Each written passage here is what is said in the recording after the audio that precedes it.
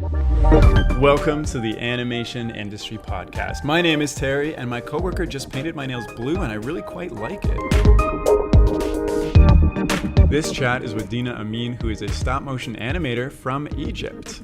In our chat, she's going to share how she quit her job and decided to do absolutely nothing but deconstruct appliances for fun, which crazily enough led to her experimenting in stop-motion, which through a series of events led to a full-time career in stop-motion for her. In fact, just this past month, she started renting her own studio, which is phenomenal. And on top of this, just yesterday, she launched her very own Skillshare course called Stop Motion for Beginners, Create Expert Animations in Dragonframe, where she shares everything she learned from the ground up on how to make professional quality stop motion animations on a budget, what you actually need and what you don't to make things happen. And the link to that is in the description of this podcast, so please check out her course.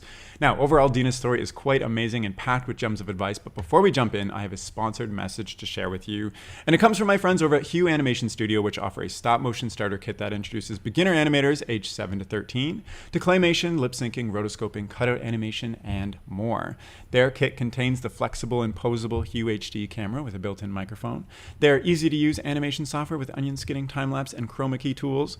The HUE Book of Animation containing step-by-step instructions to create 20 exciting stop-motion videos. And digital resources such as free sound effects, storyboard templates, printable backgrounds, and activity sheets. So if you'd like to start creating your own stop motion videos, but you don't know where to start, HUE Animation Studio is perfect for you. And to get their kit and all those resources, just head on over to huehd.com. And I've included a link to this in the description of this podcast as well. So please check it out. And now, without further ado, let's jump in. Hi, Dina. How are you doing over in Egypt, right? You're in Egypt. Yes. Yeah. Yeah, Thank you. I'm doing great. I've never spoken with, I've spoken with an animator who was in Egypt and is now in France, but never somebody who really? Is in Egypt, animating in Egypt. I think that's really cool. Tell me how you are. How's it going?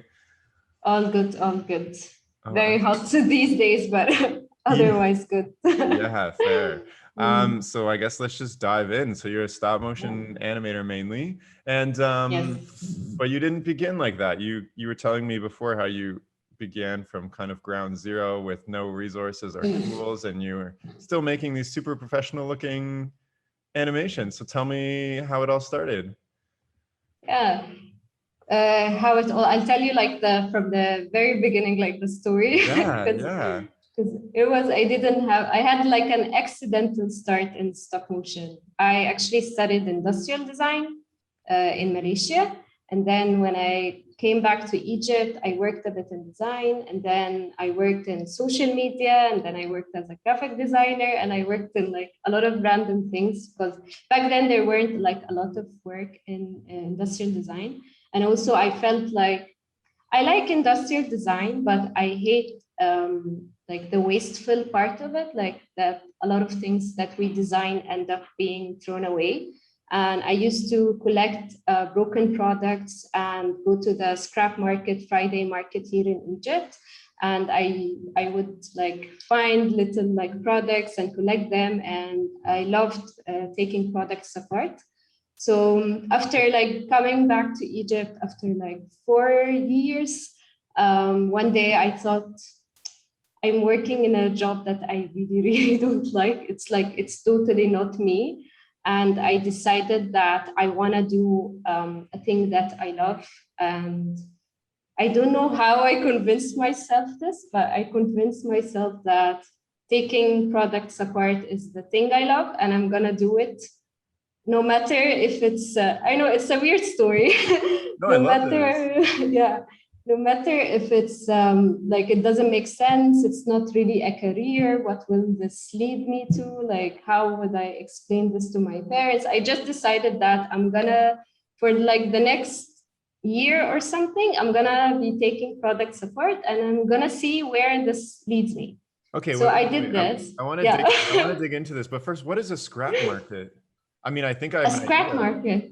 Yeah, scrap market is I think they are everywhere. Like, but here in Egypt we call it a Friday market because it doesn't really happen just on a Friday, but it started on a Friday and then. So a scrap market here is usually a lot of like the sellers there, they get all the things that people throw away. They actually collect them either through the people themselves or from the garbage bins, and then they take them and they just put them on the ground, like in they like occupy a place, and then they put all the things that they found, and then people can buy used things and like buy things that other people threw away. So I go there and I find all sorts of things. You can find everything there, like electronics, mobile phones, cameras, toilets, pencils, toys, tools, signages, everything. You can find everything there. Yeah. Okay. Interesting. That sounds really cool. I mean, I don't know if we really have something like that here. There's like things called like flea markets where people will like sell antiques or random items, but like, yeah, I don't think we it's have. kind of similar to that, but not really, because I think in a flea market, people like, it's like their own stuff selling them, or like selling it through people. These are more like they're really thrown away things that people collect. Here, when you throw something away, it's in the garbage. It's in the garbage. So okay, it eventually goes to the garbage. Also, what kind of things are you taking apart? Like you're buying and taking it. Like, what are you talking about? Like toilets? No, I know because I followed your work, but just for people listening. I used to collect all sorts of products because I studied product design, so I was interested in that. So I had mobile phones, like from like, I even had mobile phones like I've never seen before. Not even mobile phone, like telephones and like with the dial and all this. Cameras, all sorts of cameras, like cheap cameras, pocket cameras, toys, dolls. I had all sorts of electronics, like everything. What else? Light bulbs. I take anything apart. Radios, cassettes. I like mechanical products. So anything with like, not just like the electronic with just the boards, but a lot of like pieces together, like shavers, things like that, hair dryers, a lot of like products. Okay, so I think this is a really cool point in your journey because you just said, I'm going to quit everything else I'm doing and just take stuff apart, which is incredible. And that's a huge risk. Like where were you in your like life that you said, this is what I need to do? Like, did you feel comfortable financially when you said this? Did you feel, no. So you were like, so tell me about this, because this is a huge thing. I was working then as a social media manager. I was working with my friends, and I love what they do, but it's really not my character at all. They design, They are design clothes that are made, ethnic clothes, like they're made for like different cultures in Egypt. So some would like in Siwa, Sinai, different things like that. And I used to handle their social media, which basically meant that I used to do a lot of things like that. But the biggest one was answering to customers. So I had like people, women asking me like, should I buy this? Should I not buy this? Like at 2 a.m. in the morning, like this is when women shop in Egypt. And I had to like answer them, and I'm like, I'm not really interested in clothes and fashion at all. Like I like the ethnic part of it, but I wasn't interested in that at all. But I learned a lot from it. But I felt like, what do I even like? I don't feel like I don't know what I love or hate anymore, because I thought I liked product design, and I love product design. And this is what, like, I traveled to study, and I lived abroad for 4 years to do that. And it's not something that is very common to do in Egypt, like for a girl to travel and study abroad and live there and study something that is not also very common in Egypt. Yeah. And now I'm not doing it. So what am I really doing? So in my head, I thought that I will eventually redesign one of these products, because I'm a product designer, and then I will like invent like a new sustainable product. In my head, I still convinced myself that maybe it's gonna go this way. but it totally took a whole other direction, and I just let it go there. But like, okay, so it's 2 a.m. Mm. You're awake. You're responding to women buying clothes, being like, yes, don't buy this, don't buy that. And you're wishing and dreaming of designing a sustainable.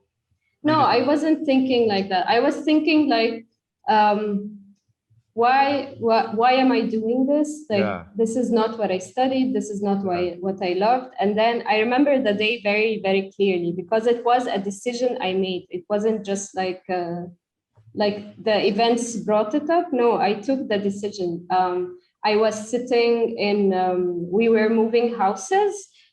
So I was sitting in my old house, and I had just one box there, which wasn't allowed in the new house, which was full of my junk. Wow. And then I was sitting there, I was thinking, what am I doing with my life? I don't even know what I love anymore. And then I look at that box and then see that I really love taking products apart. And I remember in our, when I studied in Malaysia, our first semester, our first assignment was to reverse engineer a flashlight. And we had to take it apart. And I remember that I was super happy when I was doing that. And then when I came back to Egypt, I had a design job, and I use like every single excuse. I like whenever the situation allowed, I would like take a product and take it apart and tell them like, oh, this is like, I'm researching, like this is gonna be part of the design we're doing later. So I noticed that I love doing that. And when I saw the box, I thought, I know that I love doing this. Like, at least I know I love doing one thing, it would be this. And I really, really love it. So I'm gonna do it.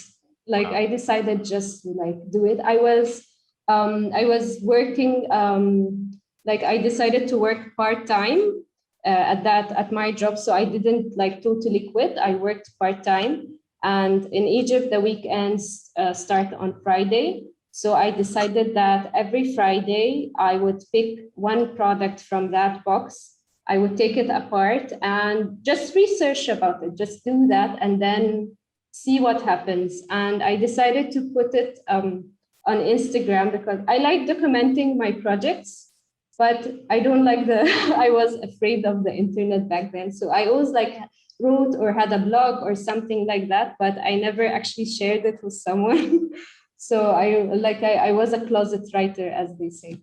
And then I actually did not have an Instagram, and I didn't have friends following me there or anyone. So I thought, okay, this is perfect because I plan to like take photos and write things.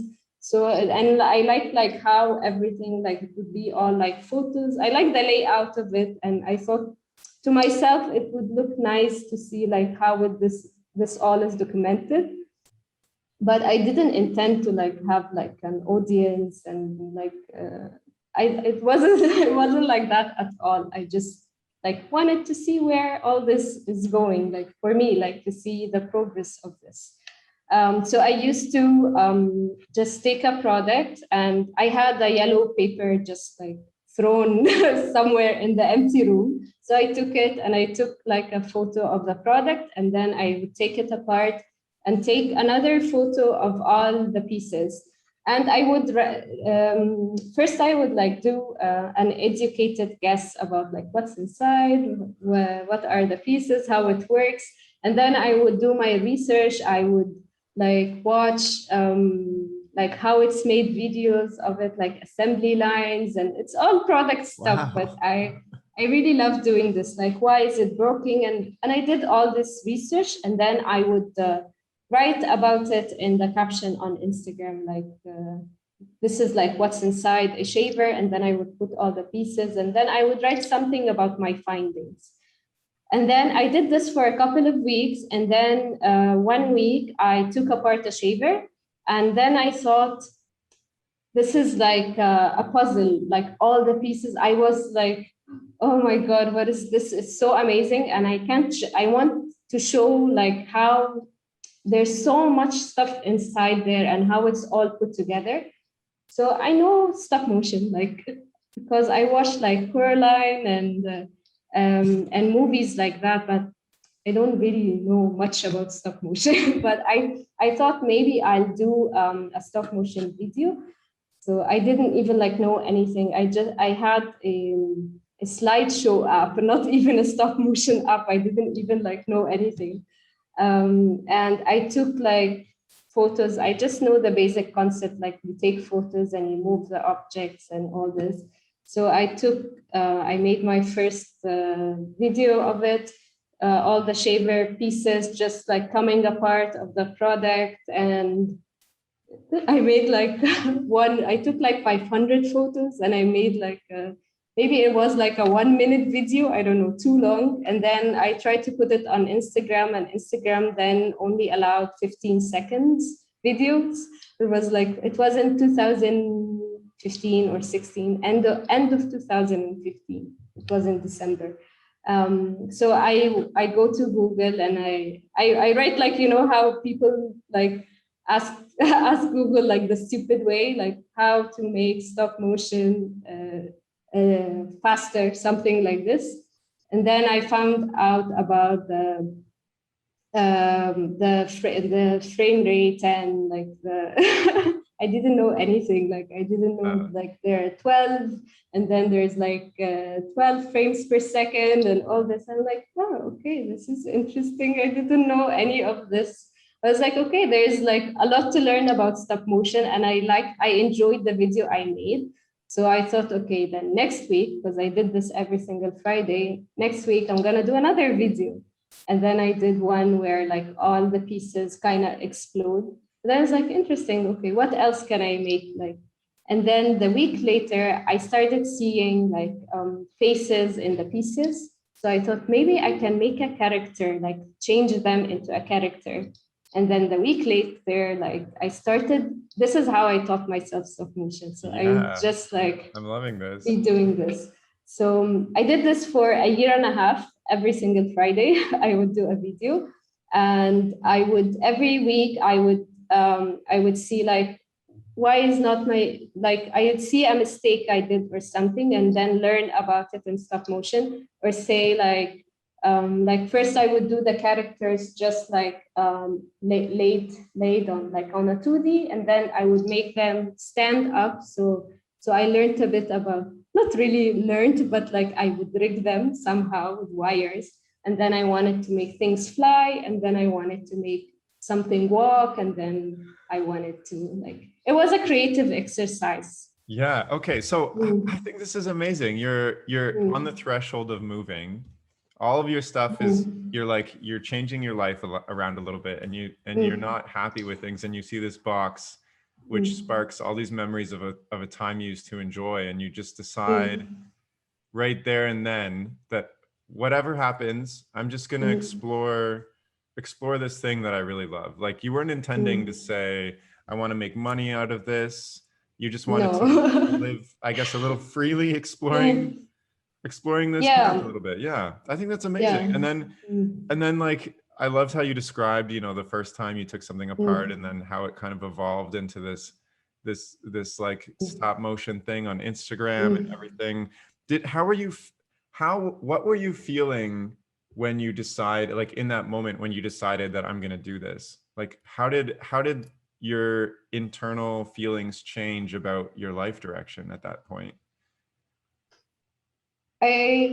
No, again, the question, sorry. So you said you're not that happy with where you're working and what you're doing, and you're moving, and you made a decision that you're going to explore taking stuff apart. Like that's all you decided. I felt very, very excited, because I was thinking that I've been working. I think at that time I have been graduated. I graduated 4 years already. And I also, I attended university here in Egypt first before I decided to move to Malaysia. So I already done 2 years here and then 4 years. So I had 6 years of study. And then, so I've been like doing a lot of study, and then I'm not working in the thing I love. I'm still like I did all this to be able to do the thing I love, and I don't know what the thing I love is. And I thought that when I went back to Egypt, that I was open like to everything, like whatever is an opportunity in Egypt, I would just accept it, and thought that I was exploring, like, let me explore, like I'll work as a graphic designer. It's okay. I'm just exploring my talents. I'm exploring social media. I'm doing this, I'm doing that. And then I got a bit like depressed, not depressed, but like a bit like down a bit, that I thought that I would have found it already. Like I've been doing a lot of exploration, even like before I graduate, but I haven't found that thing. And then when I decided to do this, I thought maybe that I didn't find it, not because that I didn't find it, oh my God, the world is bad, but maybe because it's not there, because I am the one who was going to start it and it's not in the world yet. Wow. So maybe when I started, this is why I can't find it, because no one has done it yet. So maybe if I do it, then others like would find it too. Like this is how my brain worked. I was like, okay, this is exciting. Maybe, okay, there is a reason why I can't find it yet. And I decided to do that. Yeah. I think that's amazing. That's so incredible. I just love hearing that. And I mean, you've been doing this for a while now. Yeah, and 5 years. You spent a year exploring, just exploring this path for you. Like, at what point did you decide that this is what you could or want to do to make a career instead of something part-time? It was after 6 months of doing that, I started getting like small commissions from people, from companies telling me, oh, this is interesting what you're doing. Maybe you can do a stop motion video for us. So wait, as well. you're just posting your stuff on Instagram. Yeah. And people are starting to follow you, and the company will reach out being like, hey, can you do this for us? Yeah, and it was like small startups. It wasn't like big projects yet. It was like a few small startups, and then the BBC they got in touch and they wanted me to make Wait, what? Yeah, this was actually my first thing, and it was like really bad. Oh no! Like now when I see it, I was like the transformations in it, because I love doing transformations, they were kind of nice. But then of course, like I was only like doing stop motion for 6 months, and at that point I also did not really admit like or see that I am an animator. I thought I'm just doing like something creative, but I didn't really see it in myself that I can be an animator. Like I did not study animation. I think at that point, I also didn't even know yet the 12 principles of animation. Like I didn't I'm like out, it's not part of my world at all. So I didn't know it. And I did not see myself as an animator back. Like at that point, I didn't see, I thought, okay, like people are asking me to do like these commissions, and at that point I also left my part-time job, so I really had no money. I had no money at all, so I thought, okay, let's do it. And then more companies started to send me, and so wait, the BBC just reached out to you off of Instagram and said, we want you to make, because they did like a small report on my project, because my project was consistent. I did this every Friday for a year and a half, and people were following it back then, because they were, because I would put the photo of the product I was about to take apart on Friday, so they would see it, and then they would wait for me to take it like apart, and then like see, okay, what can I do with this, and then I would have to put it back together and then animate it. Taking apart and then becoming one character, and there was a story, like at the very end I used to like have a story of the character doing something, and all this, like it became like more like not just like a simple animation, but it became more elaborate by the end. So there were people following it, like just like waiting to see what I'm going to do. So the BBC, they first did like a report about my project, and then they sent me, and they were the BBC, the Arabic segment. Like they were based in London, but the BBC Arabic. So they always wanted someone Arab to like fill this gap, who knows English and at the same time like can do things like that. So they sent me and they said, maybe you can do like an intro for the like the intro of the show itself, the show that made the report. So I was like, okay. I would just say yes to anything, but I really did not have like equipment or I was like, okay, just do it. So now when I look back on how I shot that video, oh my god. But the first one I did because I used to do on like, then I found the app Stop Motion Studio on my phone, and I used to like do the stop motions with my phone. And I didn't get like a tripod, so I used to do all my tripods like depending like where I want to put my phone. I had like several ones. Like I would even like just put my phone on a like a spatula just to shoot overhead and just glue the the spatula, and then I have like an overhead It works. camera. Yeah, it works. I would do like lots of crazy things. And all this time it's because I didn't really see myself as an animator. So why would I buy a tripod? Like, Right. And also you didn't have much money, it sounds like, either. Yeah, I was like, and I enjoyed making the tripods as well. I'm a maker too, so I really enjoyed like, and I had lots of trash. So I was like, maybe you should have bought a tripod to take apart and put that together. Yeah, yeah, that's true. Wow. So you start to get these random commissions because you're doing something very unique and exploring that and doing it consistently. So people are starting to notice. Also, by the way, I think I told you this before, but when I said I was talking to some of my coworkers, my one coworker said, "Oh, that the girl that like takes stuff apart and puts it back together." Yeah. So you are world renowned for this, from Canada even all the way. So hey, special. But yeah, so now it's a career. Yeah. You don't have a job anymore. You said you have no money, and you start to receive a couple commissions. And then how do you take it and turn it into a career for yourself?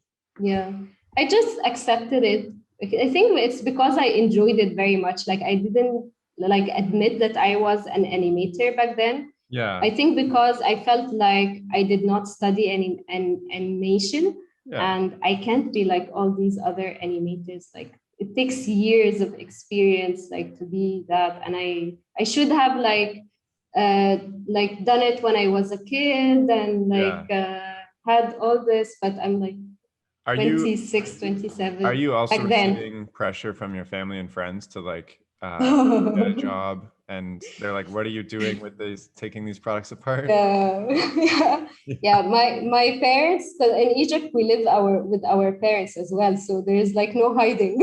Oh no. So you're eating dinner and they're like, what are you doing? Yeah.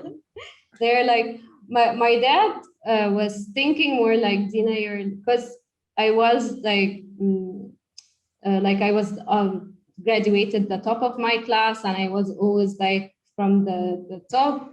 It's like, you were really like good. Like, why can't you just go work in an international company? Because they would accept you, like you have like highest scores and all this, and you're very hard worker. So just go like work in like a big company, I think it bothers them to this day a bit that they can't explain what I do to people. So right. Yeah. We can't like say. My mom was more worried that I'm just sitting alone taking things apart. So she would tell me like she wanted me like to go work in a company so that I can meet someone and get married and all this. Yeah, so she would joke about it because we have a saying in Egypt, like they say like when a girl turns 30 and she's not married yet, they say like she missed the train. And my mom would joke, she tell me, Dina, you're not even at the station. You're not even close. You're just like sitting alone playing with garbage and like you're playing with garbage. You're not even at the station, you're playing with garbage. Wow. but like I think when I don't know, it took a long time for them to be like, Dina, okay, like Dina has a job now. Like it took them a long time to see it. But I was so, I think like after 2 years of doing that, I think like when I started a company, because I also like did not intend to start a company, but because I was getting this work and it was from companies, most of them were companies abroad. So they can't just transfer me money. I would be in trouble if I'm not like a company, because like a company is sending a person money, and I wasn't like registered as a freelancer or something. So I was like, okay, I need to start a company. So I started a company and then, and then I have a company for, I think, for 5 years now. Wow. Yeah, it's been in 4 years. So I just didn't want to like start an agency, or I still told myself I'm not really a stop motion animator, so but I'm just doing this to be legally correct.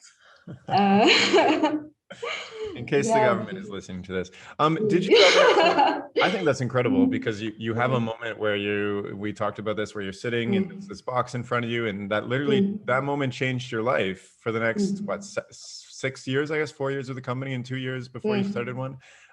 Did you ever feel like giving up, or you're getting all this pressure to get an international company position and go to the train station and all these other things? Did you reach a point where it was really, really tough for you to continue? Yeah, I did a lot of times.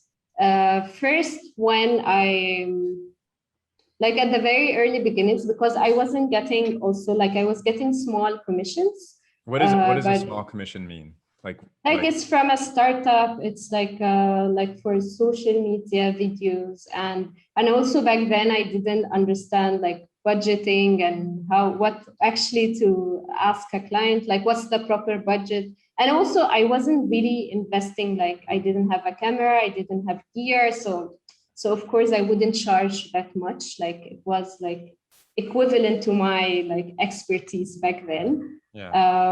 So it wasn't covering like my expenses. It wasn't like I had to give up a lot of stuff. I wouldn't like go out with my friends. I would be like, oh, I have to do this video and I have to like so like to save money, because I really had like I didn't have a job for a really long time.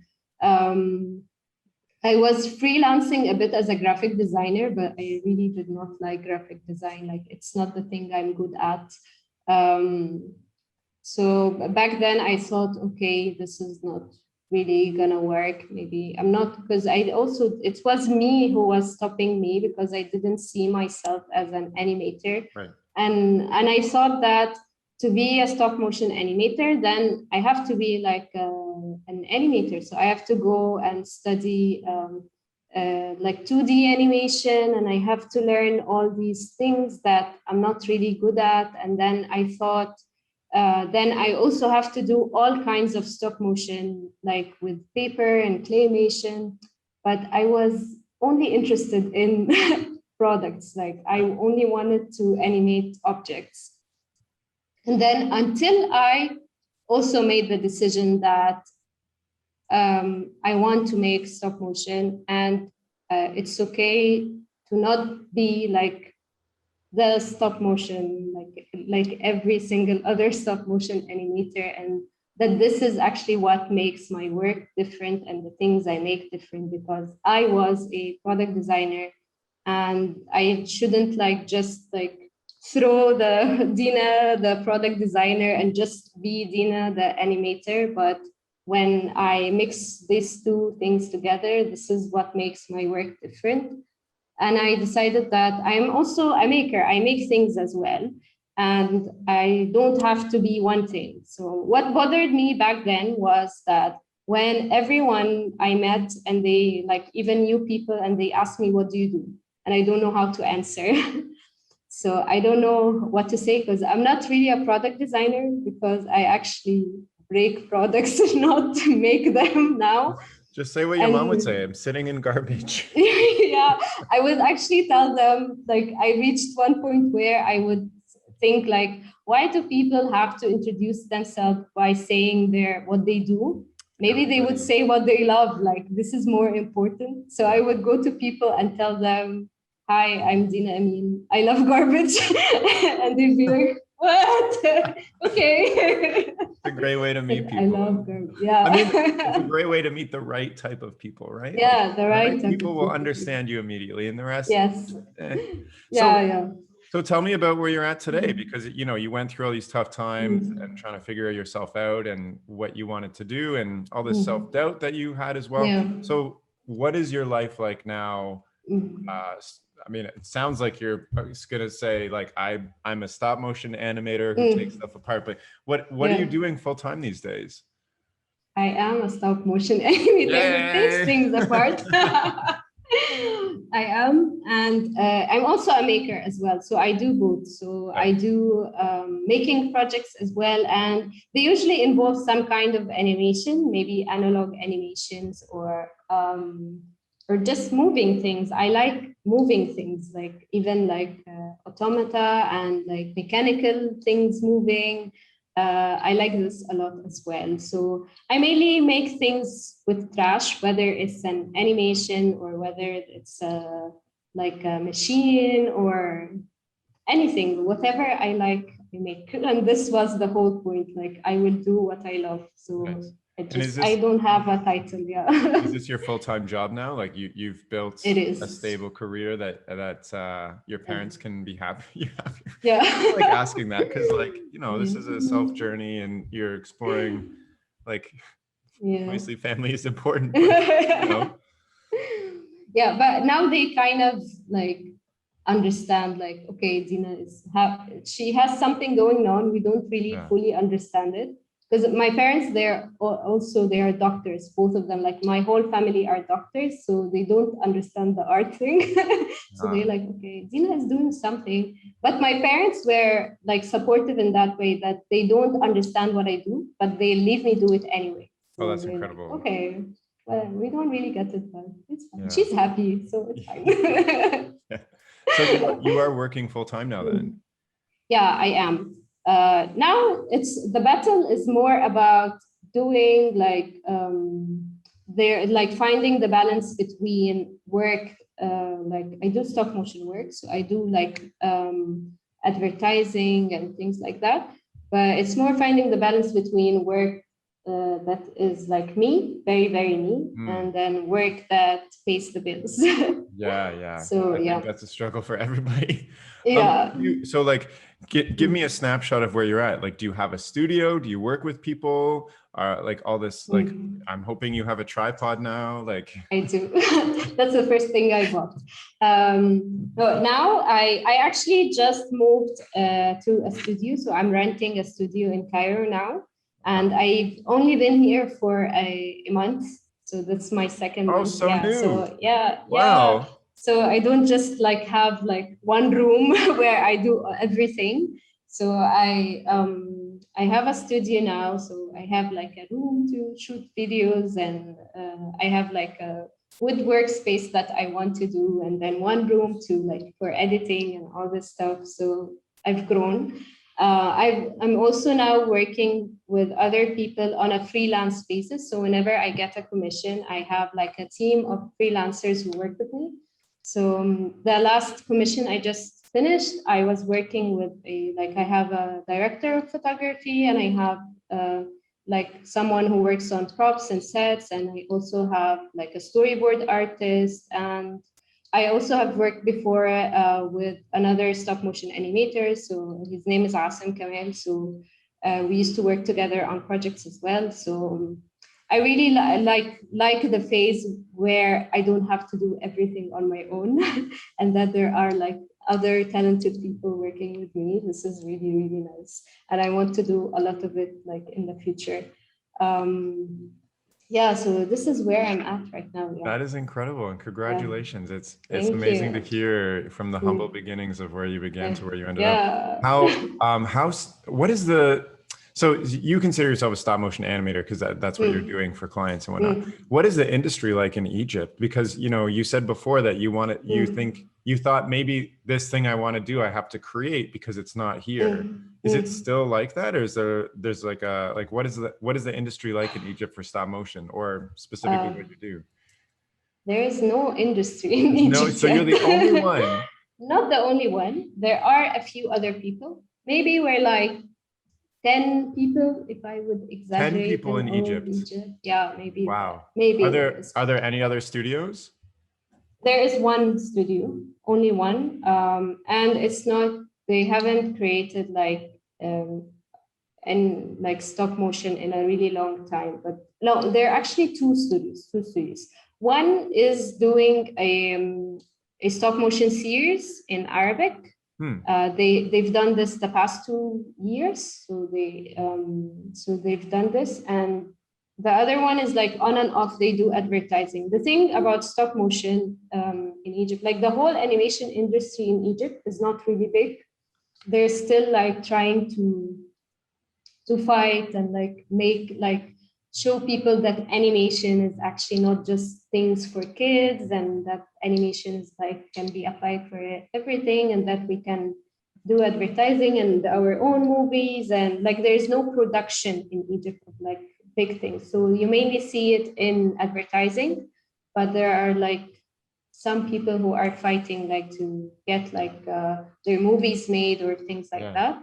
So we have really, really, really talented people in 2D animation. So we have a couple of 2D animation studios like Samaka Studio, we have Folk Studio, we have 3D animators. Like we have also very like a few talented, like not many studios, but like a few studios.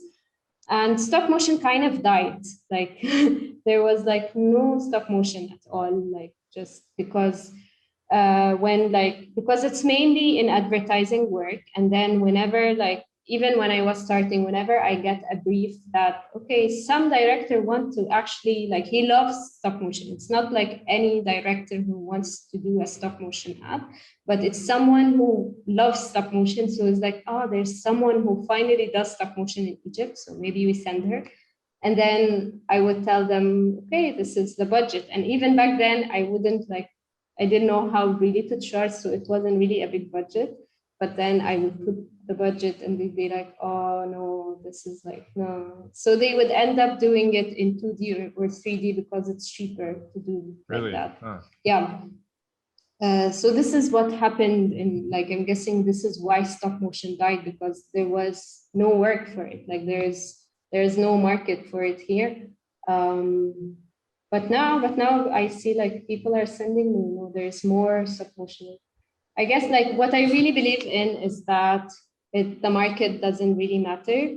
If you're doing something and it's really good, jobs will be created, because people don't know, even agencies and companies, they don't know that they want it until they see it. Yeah. They're like, oh, we want this. Okay, I love that you said that, because that's something that was very scary. That's why I didn't get into stop motion for 10 years, because I didn't see a market and I didn't think people would want it.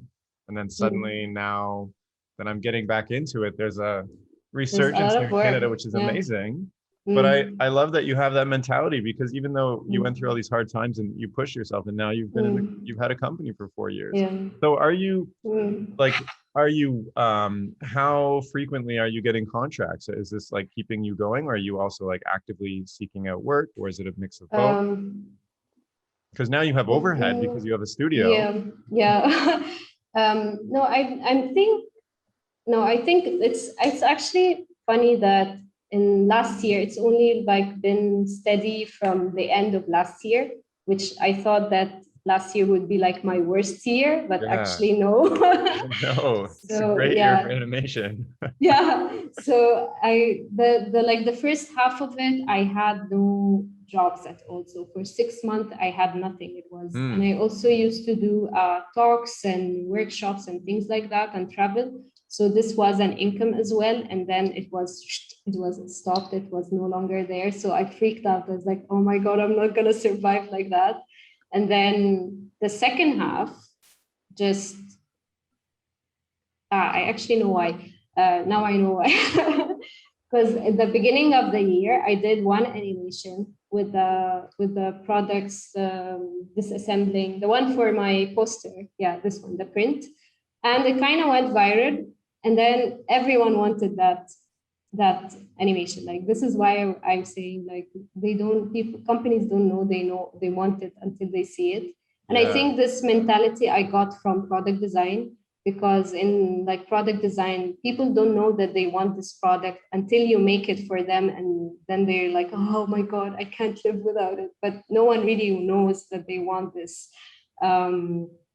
So when I made that animation, it kind of went viral, and then I had a lot of companies like doing so many different things, asking me to take their products apart and like make a video and showcase it in that way.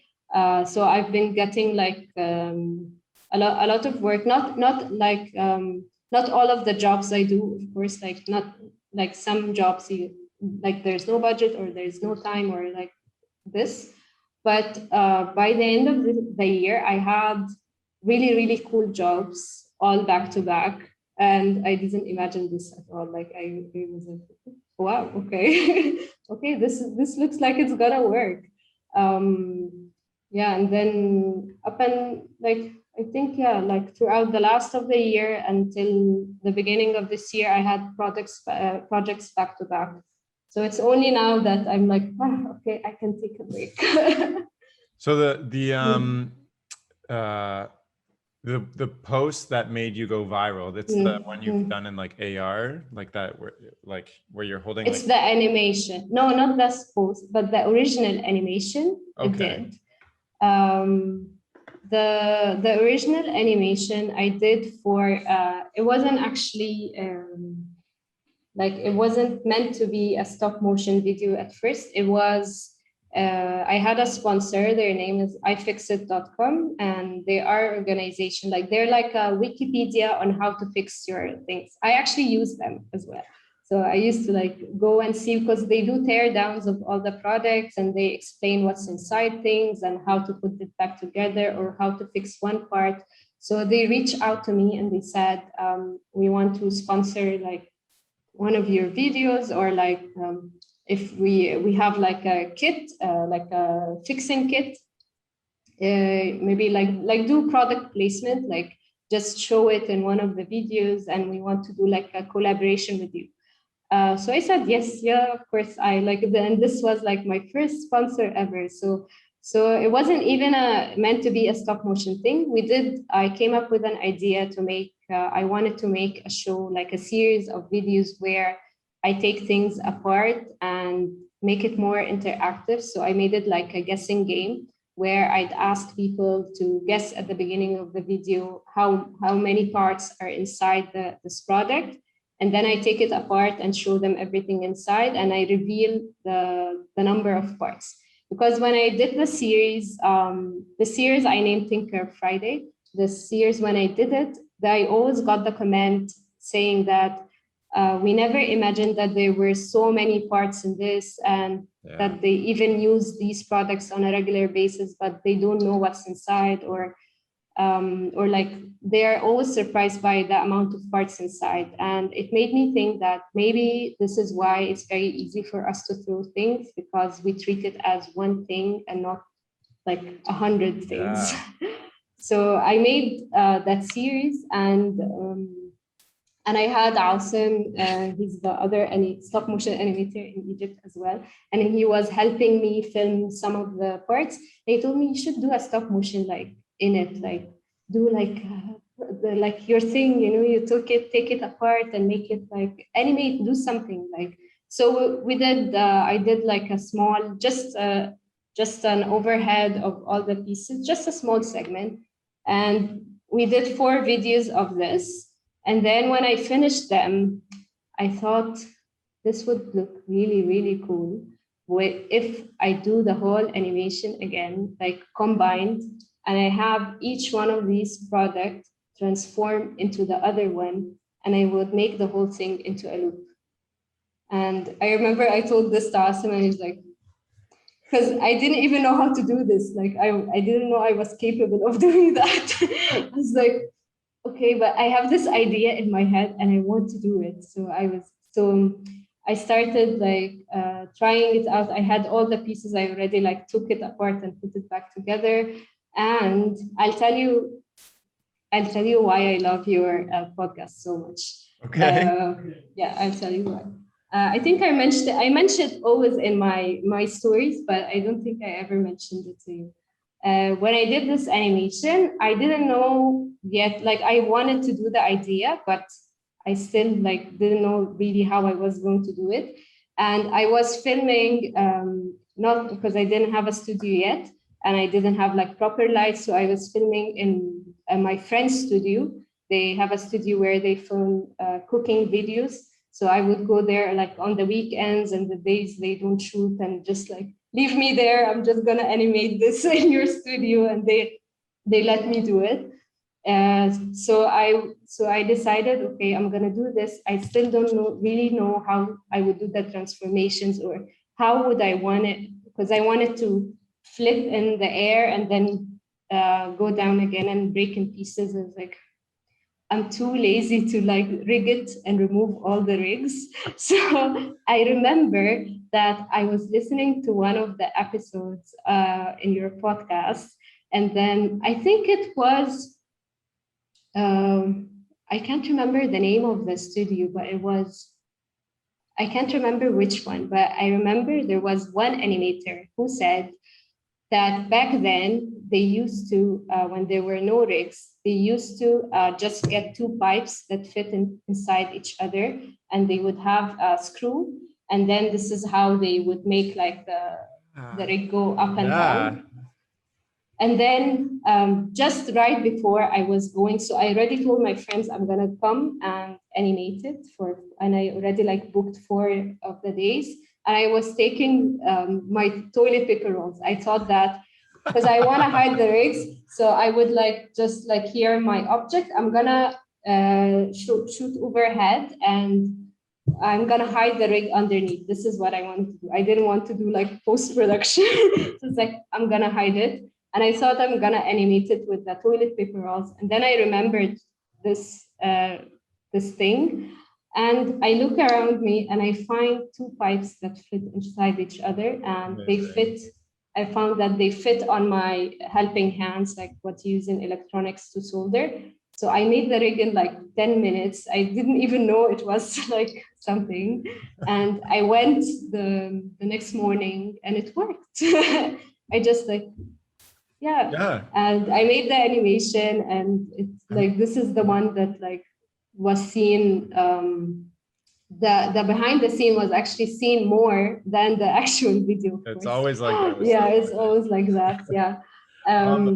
I think I'm so happy that my podcast has helped you. To me, that is incredible. Somebody from halfway around the world listened to something that I put out there and it helped them. I'm trying to think of who that was. I'm thinking, do you remember if they were from Montreal or from? I don't remember. I think it was, I don't want to say their name wrong. Wait, is it, I'm thinking maybe it was Sylvie Trouvé. Or maybe not? I don't know. I can't remember. It's okay. I think maybe it was someone from Stupid Buddy Studios. I can't remember. Okay. Well, I think it was someone from Stupid Buddies, but I can't remember. All right. Interesting. I'll have to pick my own brain to figure out who that was. Yeah. Because that's such a random tip that I'm so happy helped you out on this project. Yeah, this is what made me like, I'm sure like I would have figured out with the toilet paper roll, but it would have like taken, maybe I would have given up, I'm not sure. But it made me like, it made the video successful, and this is the main reason I got all the other jobs later on. Amazing. Okay, well let's flip the tables on you. What is a tip you want to share for somebody listening to this from who knows what country that you found ingenious? Yeah. A tip like You mean like an actual thing, or Yeah, like like something like the two pipes into each other for the rig. Oh, Yeah. I use radio antennas a lot. So when I make things, I want things to rotate, and I don't have a rig for that. So radio antennas, like Yeah. these ones, because they move very precisely and they can turn, and you can make them go up and down. So I made my own rig from this. That is a radio Yeah. antenna. That's I've Yeah. never thought, you know how many times that I've like made something out of popsicle sticks and like to like move up and like turn, and when I could have just used a radio antenna. Oh, yeah. I'm gonna use this. Yeah. I have a radio, like an old radio. Yeah, it's everywhere. I have so many of them because I find them in the market, and then I have different attachments on them. So I have one with like the charger plug, so that I can plug it in the phone, and then I can turn the phone. So you're still using your phone as your main camera source? No. This is if I animate a phone. Okay. Oh, if you animate. Yeah. Okay. Yeah. So to rig a phone and you want it to spin in air, you just use the charger jack. It's because it's already there. You don't have like to drill and fix things in it, and you can turn it. If you fix that to a radio antenna, you'll be able to spin it. Wow. Yeah. Okay. Blowing my mind. I love this. It's like, because stop motion can get extremely expensive very fast with buying rigs and things, but you just need to go to the scrap market and get some old radio antennas. That's it. Yeah, because this is what they used to do before there was all this, like they still did stop motion animation. So there is a way to do it, even if you don't have access to tools. Yeah. Oh, and I feel like stop motion is the most accessible form of animation, because you can just use whatever you have already. You don't need that's true. programs or whatever. As your story shares. So you've started renting a studio for a month, which I think is an amazing step. You have a team of freelancers that you can call. What is the next big step for you? Like, are you still kind of going with the flow and just exploring how fun this is, or do you have are you like strategizing to turn this into something else? I know by now that I don't really want to work in advertising that much. Like only if it's like something that that is challenging for me, or it's I like doing commercial work that has also my own ideas. So not just like, Dina, do this for us. I don't enjoy at all. So it's usually just like, even the jobs in Egypt, like it's just like very simple animation. They still don't take very big risks in stop motion. And I did like earlier this year, I did one commission for Adult Swim. I did an ID for them, and I did a character animation, and I loved doing this one. I loved working on it so much. So I want to do more character animation, because I didn't do it for this was like my fourth time I do and I did like a proper I did like a proper study of the character, and I analyzed the movement. You're talking about the character that's like yellow tape? Yeah, that one. I really enjoyed working on this one, and they also gave me the time to work on it, and really gave me all the space. Did they reach out to you, or did you reach out to them? Oh wow, amazing! Yeah. That's so cool. So so you are looking to get more into maybe narrative storytelling or character animation with your unique spin of taking things apart and recreating things, like you. Yeah, or animating products in general. Okay. So you're not talking about like working on a TV show type of character animation. You're talking about like objects. Not really. Yeah. If I get the opportunity to learn this from someone, or go on an internship or a job to learn this, then I would do this. So for example, if Stupid Buddy is like, hey, Dina, we'd love to hire you for I don't know, the next season of Crossing Swords, you'd come out and fly to the US and work on it? I would probably do, yeah. Okay. For the experience. Hey, if yeah. anybody from Stuart. Yeah, I applied for the Leica internship last year. Although like I know like with Corona and everything, like everything was just shut down. But yeah, but I thought maybe just try. Like I actually what happened is I was applying for not the animator job. But I was applying for the metal fabrication because I also want to learn this, and I follow. I don't want to like say but his name is Brian. He works there in the metal fabrication department, and I applied. And then when I read the requirements, they said like you have to be a student, you have like studied this and all this. And I wasn't, of course, a student, or I didn't have the visa. I was like very far away from the requirements. So I just sent him and asked like, I applied by the way, but I hope that I don't get like blacklisted because I don't like follow on any of the requirements. And he checked my profile and he said, why are you even like applying for the metal fabrication? Go apply to the animation internship. I told him, nah, I'm not really like 11. So I thought, nah, I'll just, and this is even before I did the Adult Swim, like I didn't have much character animation experience. And I told him, no, not really. And I didn't apply. And then he sent the animation director, head of animation in Leica, and he made him see my profile. And then he sent me a message that he sent him about like what he thought about my work. And he said it was like the most like supportive thing anyone did for me. Like, my goodness. And then he told me, I'm just like, I'm gonna push you, but this is for you to know how like that you have it in you, and I think you should apply. So I did apply, and I got from the top 30 animators. Yeah, but I didn't make it like all the way through because of Corona. I wasn't gonna even travel. Yeah, but it was a big thing for me. Like, what the heck? That's amazing. Yeah, I was like, that's wow, so cool. I am an animator.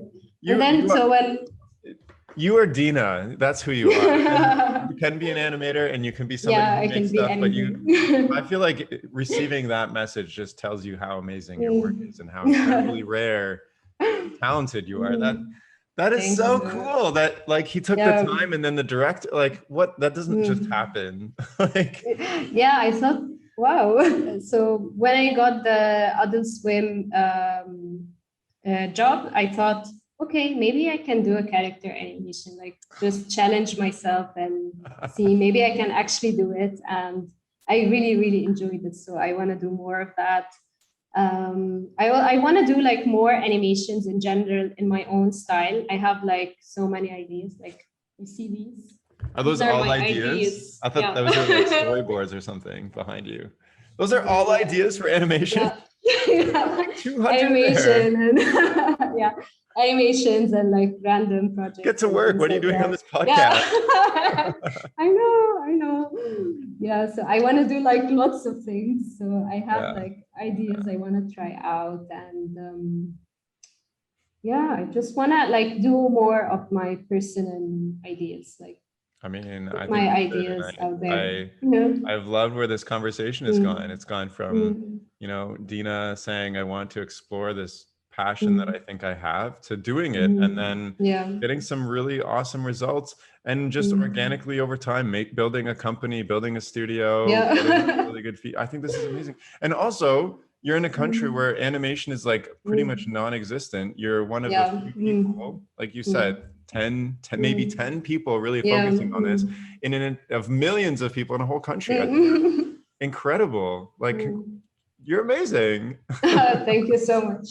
So I was going to ask you what's next, but I already feel like, you got all those sticky notes behind you. You know what's next. You're going to keep kind of doing exploring this, like working on all these like seeing where all these, like, some of them will fail, of course, like this is like known, but some of them might be really cool. So we'll see.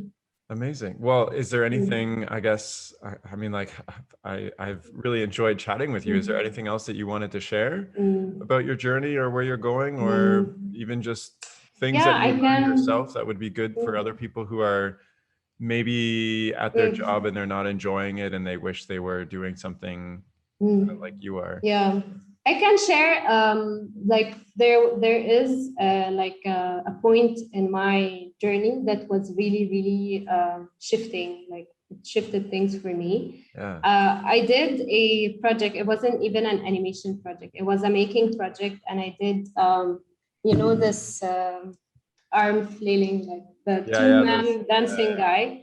So I always wanted to make a small version, because in Egypt we don't really have these. We have big balloons, like the big fat characters that they put, like massive ones that they put. And I really love this character. So I made a tiny one out of junk. So I used like a hair dryer and like some plastic bags, and I made one. And I sent it to Make Magazine, because I really love them. And they wrote an article about it. And one guy read it and he sent me, his name is Mark, and he makes, he organizes a conference in Germany called Beyond Tolerant. And he sent me an email and he said he read that I also write my name with a small d, and he also writes his name with a small m. And he told me, this is, it's like, Dina, I also hate my name in like the capital M. And I think what you're doing is really cool. Maybe you can come to my conference and talk about your story, and like I'll cover the flight and all this. Let's just have a Skype talk and see like your experience in talking, like public speaking, and see. So I was like, okay, like this random dude is sending me. It's like, okay, let's like, maybe I should, why not go to Germany? Why not just go? So I had a talk with him, and he was really sweet. And I love the idea of his conference. It's Beyond Taliban, is about like looking beyond the edge of your plate. This is what they say in Germany. So you don't just look like in your own field, but you learn a lot of different things from other fields. So he gets a speaker from very different fields, and it's just like a creative night where you're open to learn so many different things. And I went there, and I didn't know anything about like the the conference, where it's just the first time I go to like a creative conference or any of this, and first time to speak. And I saw like many speakers, and I thought, okay, this is like very scary. But then I gave my talk, and then I realized that this is actually like a thing that artists can do as well. They can be a public speaker as well and give talks, and this would be like not just an income for them, but they get to meet other artists and creatives and make connections and get to know like creative people. So to me, this point, like this conference opened a lot of doors to me, because I got to go, like also the other conference organizers would attend different conferences. And then when they see a new speaker and they like their talk, then they would invite them to their speaker, to their conference to be a speaker. So I got invited to 7 other conferences from that one. And I traveled to many countries. Wow. Sharing my story. Yeah. And I got to meet so many incredible artists and creatives, and I got to learn from them. And whenever I would travel to a conference, I would take the opportunity to visit stop motion studios in the country that I'm in. So I got to meet even stop motion animators and visit their studios, and like see what they're doing. Because I've never seen we don't have a stop motion studio like to go and see in Egypt what they're doing. And they all like happily invited me to their studios. And this like changed like I thought like, okay, this is no longer like me exploring. This is, I am doing it now. Like this is okay, this is real. And this is going somewhere. I think this was in maybe 2018. Yeah, this was in 2018. And so, yeah, conferences and events and animation festivals, these are like very, very like big opportunities, like every artist should do, like go meet other creatives and get to know people. And just, it's also like the artists I met there, not just that they opened my eyes to what can you do as an artist, or just to see that so many people had different paths, or like they do things differently, so that you see that you don't have to do a certain thing a certain way, but there are so many opportunities and so many ways to do things that you can also like do as well. So yeah. I mean, what the heck? What the heck? So let me ask you this: how do you feel now? How do you feel about how where your life has taken you, and like, do you feel happy and fulfilled with what you're doing, or do you still feel like there's something, like you mentioned before, you don't want to take too much commercial work because you want to find like a good medium, but like think about all the opportunities you've been given and like explored and just doing your own thing. How do you still feel that there's something you're not exploring still?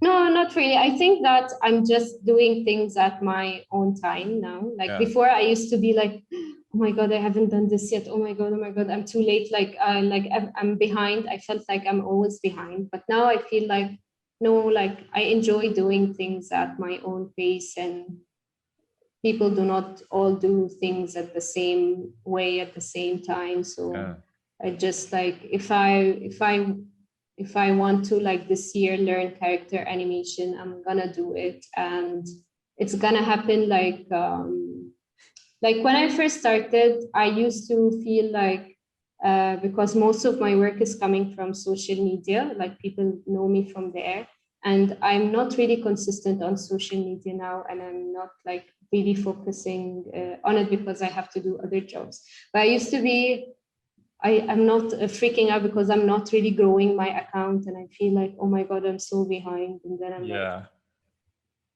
I it feel doesn't like really matter. I feel like that's like I haven't posted anything serious in like a year. Like I feel that way too. But social media, unless you're constantly you have to be posting, you're behind anyways. Like but it doesn't really matter. Like I think, to me, the numbers don't matter. It's because like what I like about my like the way my account grew is from first when I was doing my Tinker Friday project, and it was very consistent, and people can really see, because this is why people know I take things apart, because the people who follow me really followed that project for a long time.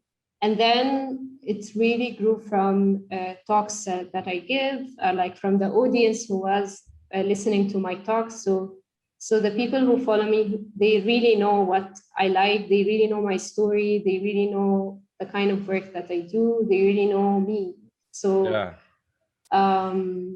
so I do feel like the big number doesn't really matter. It's that I have connections with the people who follow me. We actually have a lot of conversations. I've met many of them in real life, in the talks I gave, like even before they follow me, I actually saw them like in real life. A lot of them are my friends. I got the opportunity, like when I travel, to meet the people I always talk to on Instagram. So I like social media in that way. So this is now how I look at it. I don't feel like I'm behind, but it's the opposite. I feel like I've made the best out of it. Like you have connections that are meaningful instead of millions of followers that you have no connection with. And I do get jobs as well. It's not like that you have to have like this big number. No, I have like when I got the Adult Swim job, I had a lot of animators from US send me, and they're like, did you send them? I'm like, no, I didn't. they sent me, and I don't have a big account or anything, but I think they do see like people with different work, and they are always looking for interesting artists and trying to collaborate with as many artists as possible. So I don't think that numbers on social media matter. I think it's the type of work that you do. Yeah, totally, 100%. And that's something I've learned myself, because there's a trap of wanting thousands of followers that you can easily fall into versus the right types of people. So yeah. Well, I think if your story is like one of like, you know, following something that you really love, being consistent at the start with just exploring and putting yourself out there, and you know, doing something that's very niche and unique, and not giving into the what you think other people want, and creating your own path. I think that's amazing. And it's really nice to hear where you've ended up now and where you're going still. I love that you still have a lot to explore. And I think that's important in doing something going that you love. So many things. I'm so curious as to what those ideas are. So I guess, is there anything else that you wanted to end on, or say? No, not really. I think like, I don't know. I think the thing I learned from all of this is to really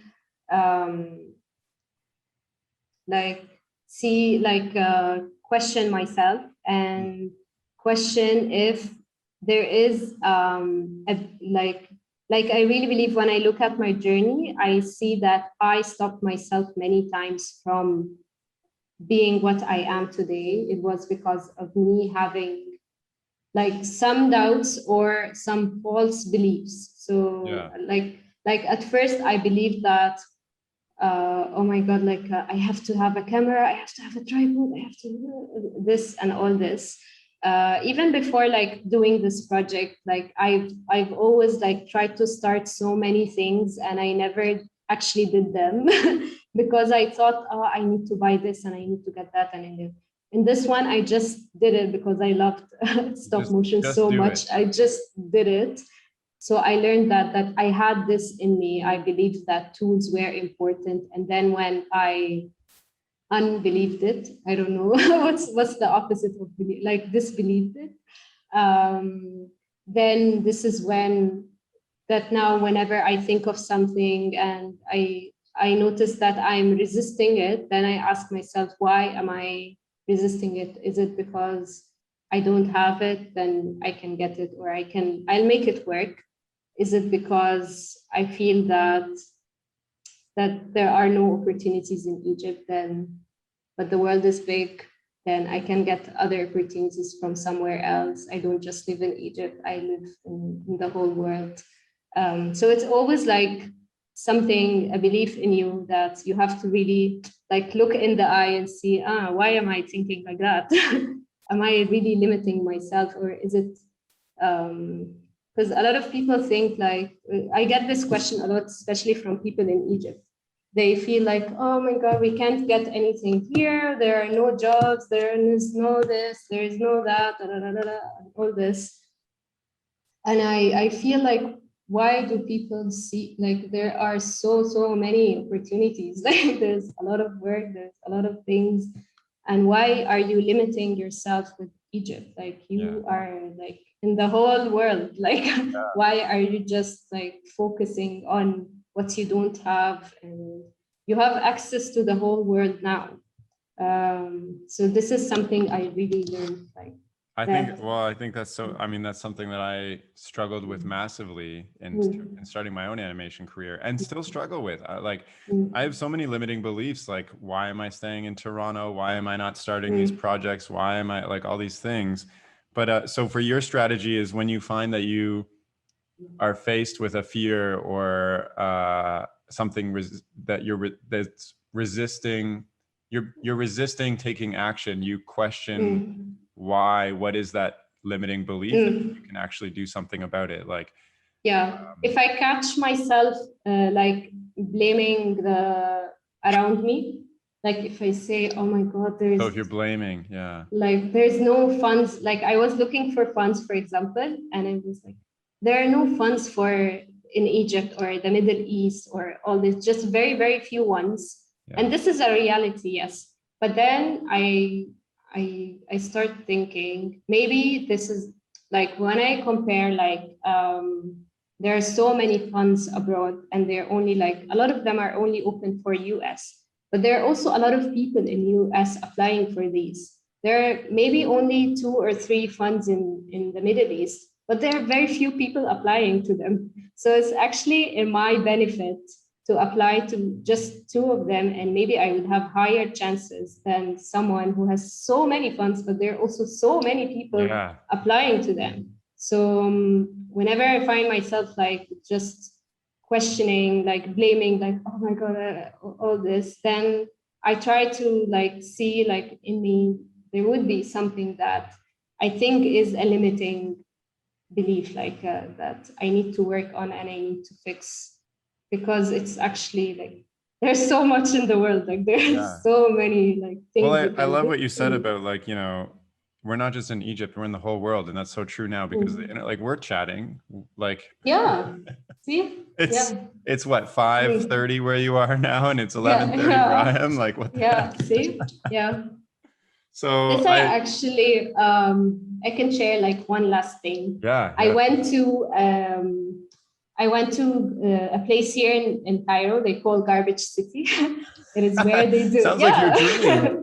Yes, they do all the recycling there. This is where like garbage collectors, they collect all the garbage of Cairo and they take it there and they recycle everything there. So, and it's like they made the city. They literally turned their homes into a recycling plant. So I always wanted to go and check it. So I did go there, and there this neighborhood, it's mostly Coptic people.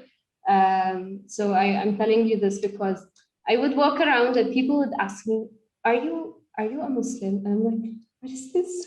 Like how did they know?" Because I wear the veil, and usually the Coptics they don't, but they would wear it like when they go to church or like in some neighborhoods they do wear it as well.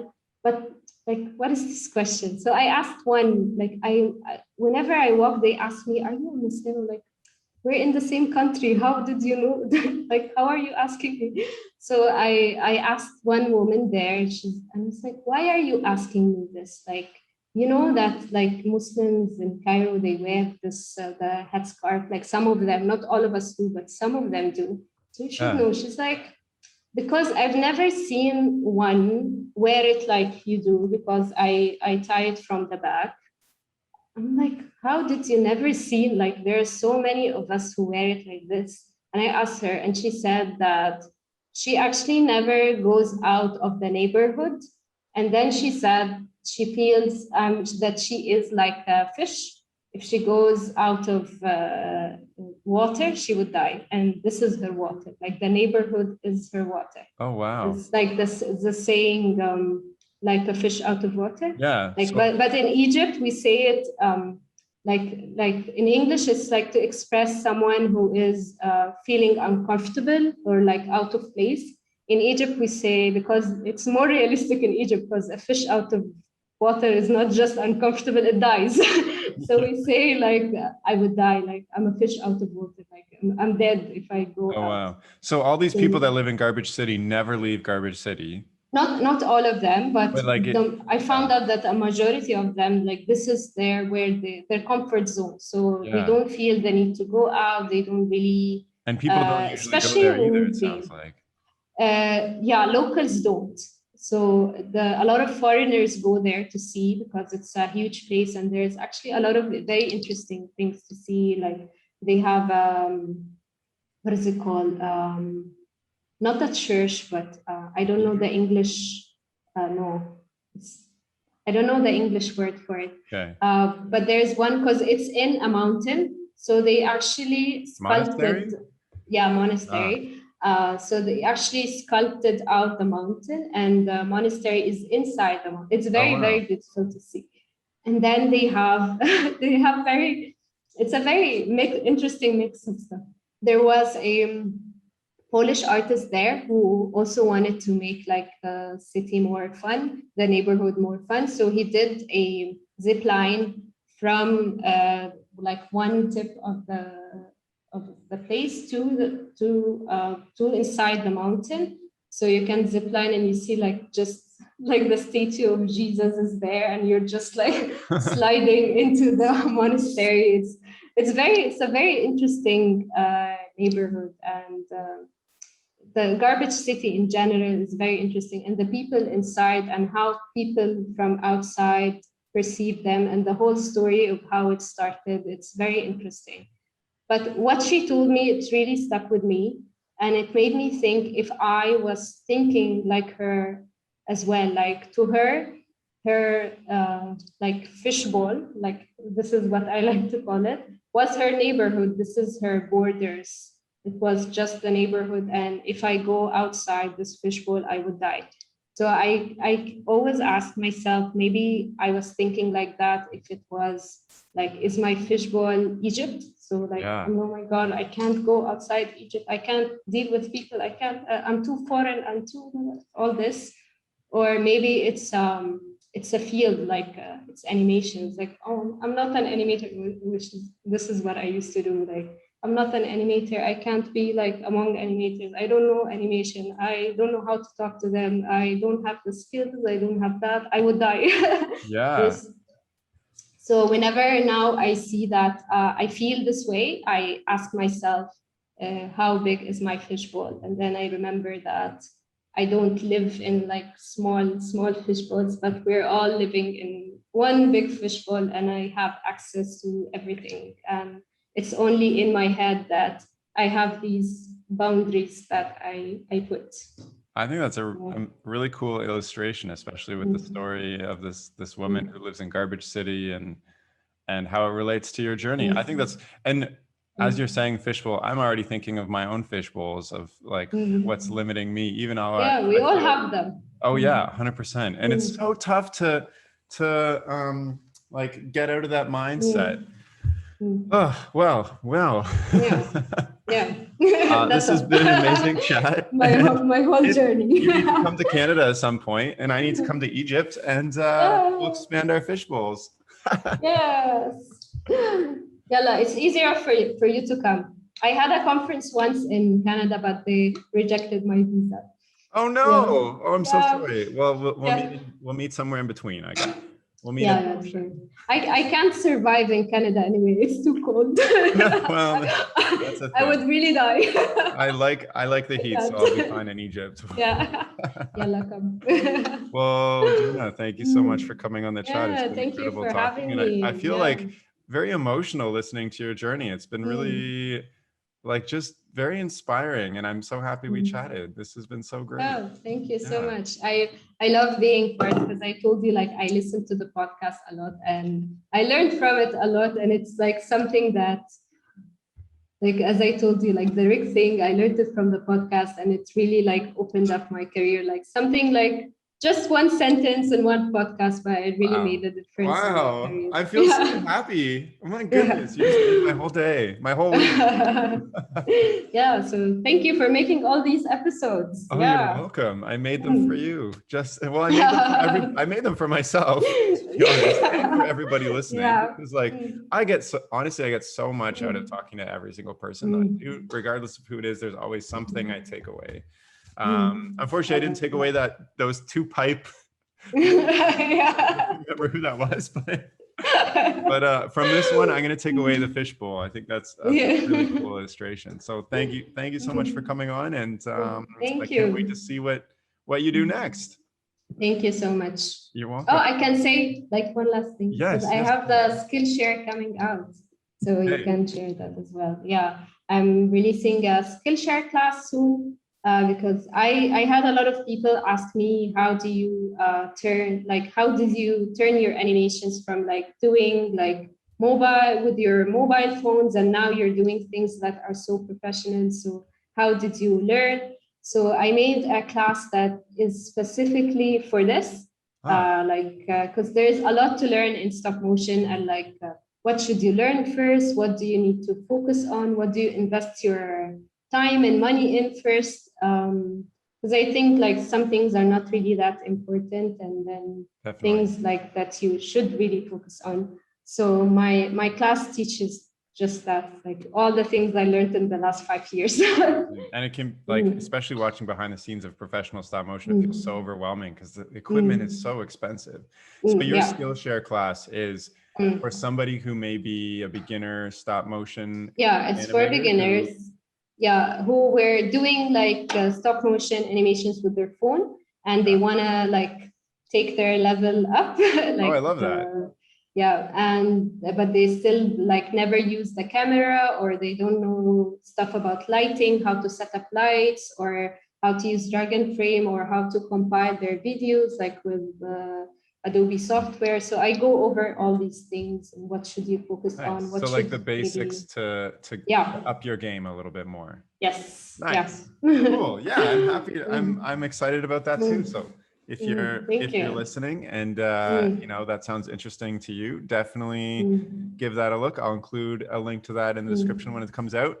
And if you're wanting to follow or get in touch with Dina, there are many ways to do that. You can follow her on Instagram at Dina Amin, as well as her YouTube and website go by the same name, and you can email her from there, and I'll include all those links in the description of this chat. And thank you so much for listening, and that's all for now. Okay, bye.